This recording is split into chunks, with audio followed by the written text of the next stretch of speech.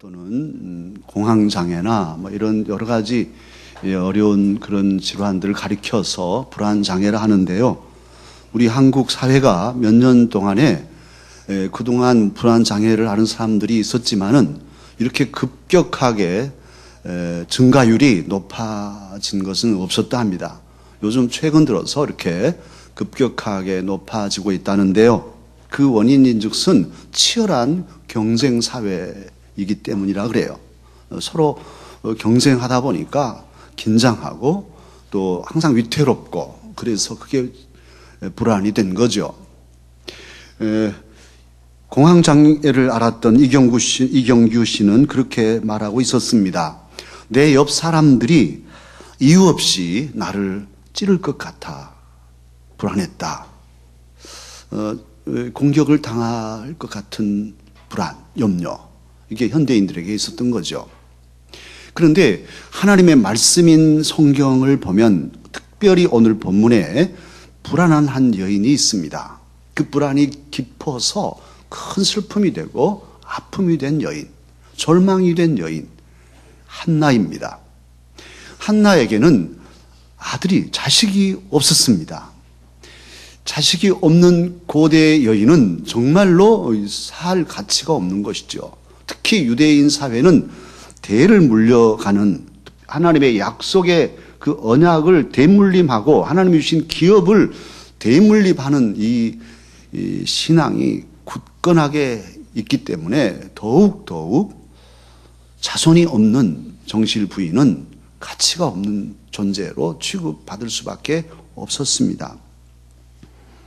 뿐 아니라 한나에게는 사랑의 경쟁자 브린나가 있었습니다. 사실 사사기 시대에 되어진 일인데 이 사사시대는 하나님의 말씀이 흐려지고 다들 자기 좋을 대로 자기 소견에 이게 좋아 그러면 그렇게 따라가고 또 저것이 좋은 것 같아 그러면 그렇게 가는 기준이 없는 사회, 이게 사사기 시대인데 엘가나는 제사장임에도 불구하고 하나님의 말씀의 기준을 저버리고 첩을 취했습니다.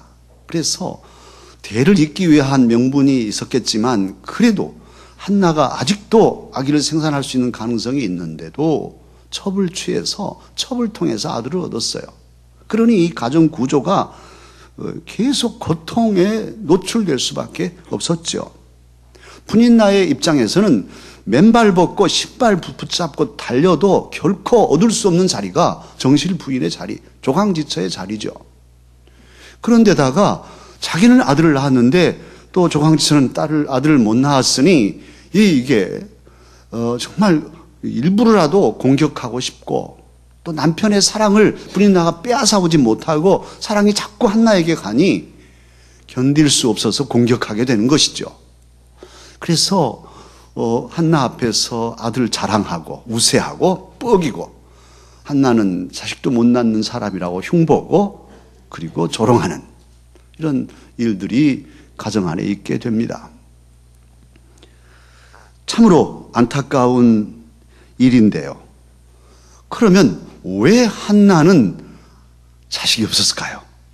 한나에게는 여성으로서 어떤 신체적인 결정적 결함이 있었을까요?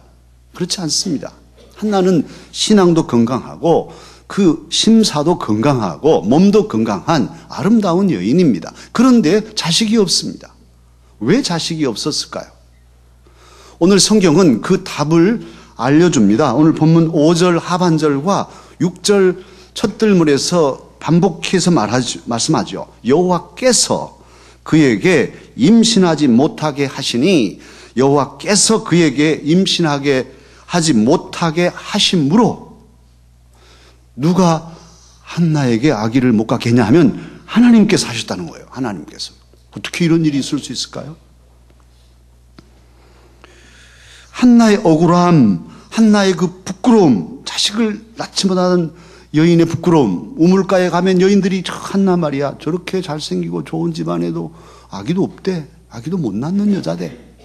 이 뒤통수로 그 수근거림을 들으면서 살아가는 이 부끄러움, 당당하지 못하는 아픔, 또 분인나에게 당하는 고통, 이 모든 고통의 그 뿌리, 저 근본 원인이 뭐냐 하면 하나님께서 막으셨다는 거예요. 태문을 막으셨어요.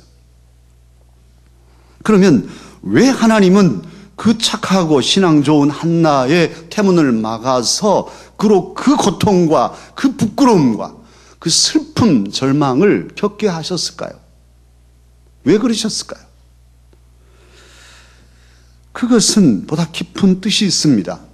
우리가 지금 사무엘상 1장을 읽었는데 사무엘상과 사무엘하는 원래 히브리 원전은 한 책으로 묶어져 있어요. 뭐 절도 없고 장도 없고 한 통으로 있죠. 그걸 쪼개놨는데 이 사무엘서는 한나의 이야기로 시작합니다마는 그 전체는 사사기 시대 신정 정치에서 이제 사울 왕과 다윗 왕으로 이어지는 왕정 시대로 넘어가는 그 과도기의 위대한 지도자 사무엘에 대한 말씀이 또 새겨져 있는 거예요. 그러니까 한나의 이야기고 한나 가정의 이야기지만 이것은 곧 민족의 역사를 좌우하는 민족의 장래와 직결된 그런 이야기인 것이죠. 그래서 하나님께서는 그 한나 한 사람을 택하시고 그가 그냥 그럭저럭 자식 기르고 사는 어머니가 아니라 위대한 어머니, 기도의 어머니가 되도록 고난 속에서 그의 그릇을 키우시고 그를 단련하고 계셨습니다. 뿐만 아니라 그냥 그럭저럭 아들로 살다 가는 그런 아들이 아니라 민족을 이끄는 위대한 아들 사무엘을 낳게 하시고 기르게 하시려고 지금 한나에게 고난과 시련과 수치와 슬픈 절망을 주셨습니다. 보십시오. 분인날을 하나님은 그냥 두십니다. 사랑의 정적으로 적수로 그렇게 한나 곁에서 계속 한나의 마음을 격분시키게 하고 있어요. 그냥 내버려 두신 거죠. 그러면 언제 한나의 마음을 격분시키느냐? 뭐 항상 평소에도 했겠지만 오늘 본문 7절에 보면 여호와의 집에 올라갈 때, 여호와의 전에 가서 예배하러 갈 때, 이렇게 하나님께 절기를 따라서 귀하게 예배 드릴 때 분인날을 통해서 한나를 격분시키는 악한 사탄이죠. 사실은 그 예배를 망치도록 그렇게 하고 있어요. 여러분, 우리 강서 가족들은 늘 저를 통해서 들으셨어요. 중요한 절기, 이번 추수감사절도 마찬가지예요. 또 연말 성탄절이 있고 여러 일들이 복잡하게 있을 때, 연초 새해를 맞이할 때, 또 다음 주가 성찬 예식이 있을 때, 이 중요한 교회 행사들이 있을 때 무엇 들지 말자? 시험 들지 말자. 그런 때 시험이 온단 말이에요. 추수감사절 제일 강하게 오는 것은 담임 목사예요. 담임 목사 퍽 쓰러뜨리면 오늘 제가 말이죠, 눈꼬리가 올라가가지고 덕이 차가지고 여러분들을 저주하면서 설교하면 여러분 추수감사들이 뭐가 되겠습니까? 그런데 그렇게 하도록 이게 온단 말이에요. 이번에도 왔어요, 사실은. 그러나 제가 무너지면 다 무너지는 거죠. 주님 하고 기쁨과 감사를 잃지 않고 온 마음으로 하나님께 감사하고, 제가 모범을 먼저 보이고 감사 편지도 쓰고 감사거리도 내놓고 이렇게 하는 것이죠. 이겨내야 되니까. 시험, 하나님의 일꾼들, 모든 장로님들, 안수집사님, 권사님들, 또 각각 일하는 일꾼들 다 시험이 옵니다. 안 올 수가 없어요. 안 온다면 이상한 거예요. 안 온다면 낮잠 자고 있는 신앙인이거나 있으나 마나한 신앙인이거나. 건드는 이유는 그를 쓰러뜨려야 되니까. 한나를 쓰러뜨려야 사무엘이 없는 거죠. 사탄은 우리를 충동시켜서 우리 중에 어떤 사람은 분인나가 되게 합니다. 격분시키는 사람. 그래서 괜히 사람들 건드려가지고 속상하게 만드는 그 일을 하는 사람이 있고, 그렇게 건드는 사람에게 넘어가서 사탄이 까부는데 같이 그냥 충동질에 넘어서 같이 싸우고 막 성질내고 서로 말무름하고 이렇게 갈 수도 있죠. 그러면 뭐가 되겠습니까? 사탄은 춤추고 하나님은 정말 이 감사절에 너희들 뭐냐? 너희들 감사의 제사 나를 받고 싶지 않다. 그러시겠죠. 그래서 우리는 오늘 한나를 통해서도 우리가 배웁니다만 격분시키는 이런 악한 역사들을 우리는 잘 견디고 훈련되고 그 가운데서 불도가니 속에서 연단받고 일어서는 승리의 사람들이 되어야 합니다. 한나는 격분시키는 이 일을 이겨내죠.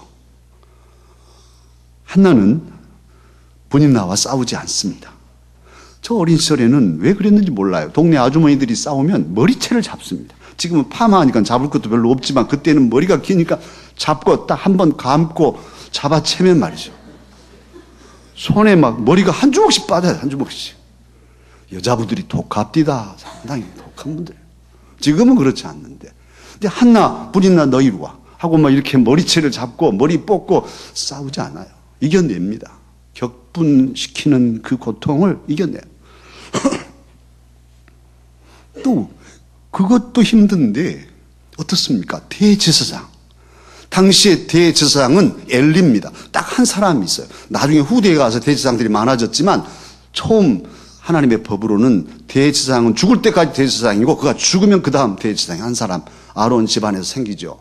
그런데 엘리 노인 양반이 다 늙어가지고 오늘 본문에도 보십시오.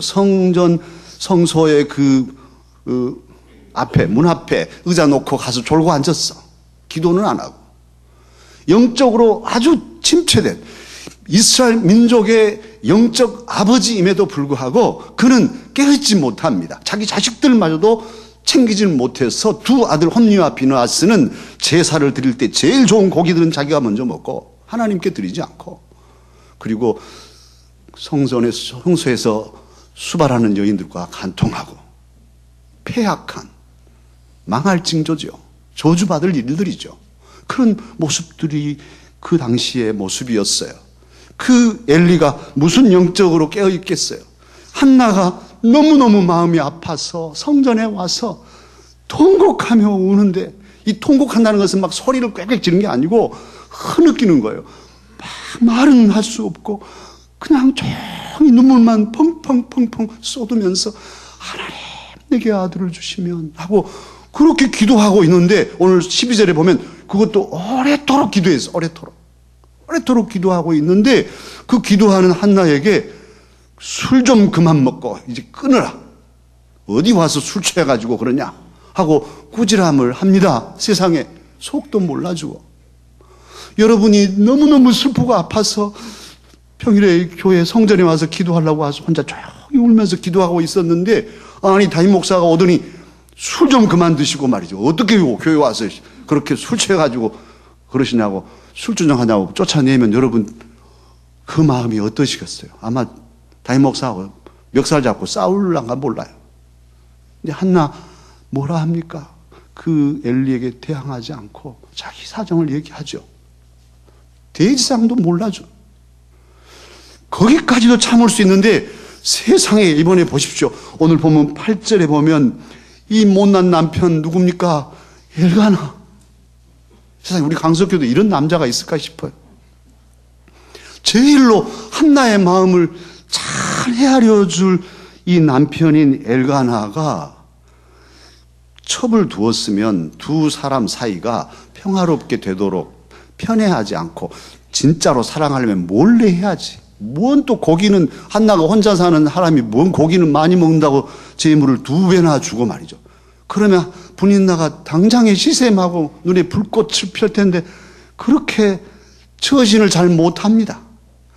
그런 이 못난 남편 뭐라 합니까? 한나가 우니까 왜 운가요? 왜 울어요? 왜 밥을 안 먹어요? 그리고 왜 마음이 슬픈데요? 이러고 있어요, 세상에. 속을 쑤셔도 요만 분수지 왜 몰라요? 몰라서 그러는 거예요.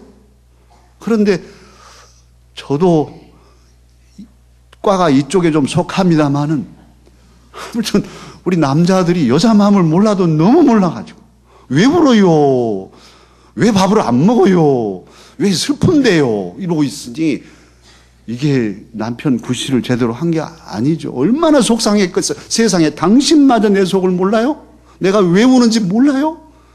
막 삿대질하고 싸울 수 있을 텐데 한나는 그렇지 않습니다. 정말로 세상에는 위로받을 길이 없고 위로해 줄 사람이 없는 한나. 아무도 없는 거예요. 어디도 없는 거예요. 그래서 그녀는 하나님께 나아갑니다. 하나님을 향합니다. 사랑하는 강서가족 여러분, 하나님께서는 사람을 택해서 사람을 통해 역사하신 분이셔요. 그리고 하나님께서는 사람을 택하여 쓰실 때 그냥 아무 사람이나 택하여 쓰시지 않고 또 언제 그냥 갑자기 들어 쓰시지 않아요. 그를 준비시키십니다.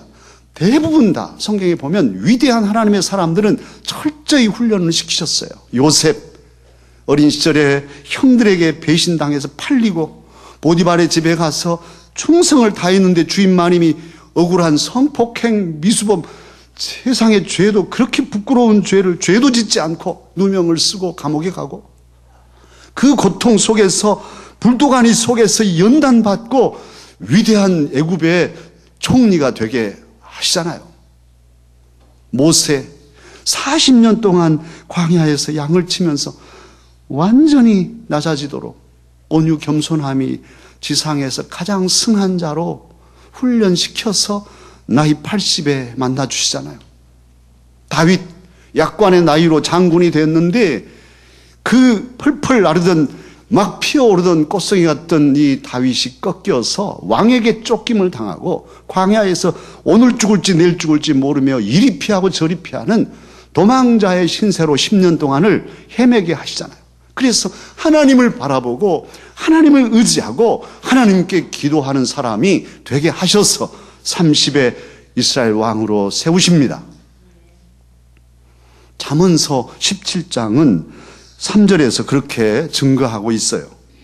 도가니는 은을, 풀무는 금을 연단하거니와 너희 여호와는 마음을 연단하시느니라. 여호와 하나님은 참으로 저와 여러분 하나님의 사람들의 마음을 단련해서 귀한 그릇들이 되게 하셔서 사용하신다는 말씀입니다.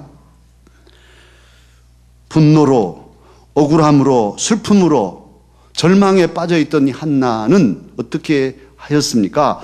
좀 전에 말씀드린 대로 분인나와 싸우지 않고 그는 하나님께 나아갑니다. 정말 아무도 몰라주는 이 고통, 슬픔, 살 이유도 없고 살 여력도 없는 그런 막바지에 이르러 있는 이 한나는 오직 한 분, 자신의 아픔을 깊이 알아주실 여호와 하나님께 향하여 부르짖습니다. 오늘 10절 보십시오. 그는 마음이 괴로우니 누구에게 갑니까? 여호와 하나님께 갑니다. 하나님, 제 마음이 괴롭습니다. 제 마음이 연탄재입니다. 탔습니다. 하나님께 부르짖고 있어요. 15절에도 보십시오. 나는 마음이 슬픈 여자라. 여호와 앞에 내 심정을 통할 뿐입니다. 내 심정을 알아줄 리가 아무도 없으니 하나님께 내 마음을 터놓고 호소할 뿐입니다. 내 슬픔을, 내 아픔을, 내 고통을 나의 하나님께 내어놓습니다. 그렇게 부르짖는 거죠. 사랑하는 강사 여러분, 이 한나를 하나님은 어찌 하셨을까요? 하나님은 외면하셨을까요? 버리셨을까요? 그렇지 않습니다. 그 한나를 하나님은 생각하십니다. 오늘 19절 하반절에서 20절 첫들머리를 보십시오. 여호와께서 그를 어찌하신지라 생각하신지라. 19절 하반절에 여호와께서 그를 생각하셨습니다. 한나를 기억하셨습니다. 그리고 한나를 기억하신 하나님, 한나가 임신하고 때가 이름에 아들을 낳았다. 그렇게 증거하고 있어요. 때가 이름에, 이거 예사롭지 않죠. 때가 참에 우리 예수님 보내신 하나님, 때가 참에라는 단어가 누가가 지적한 단어였는데 오늘 본문에도 때가 이름에. 하나님은 때, 시간을 창조하신 분이셔요. 태초에 시간을 여셔서 빛을 만드시고 빛의 속도와 시간의 속도는, 시간의 세계는 같잖아요.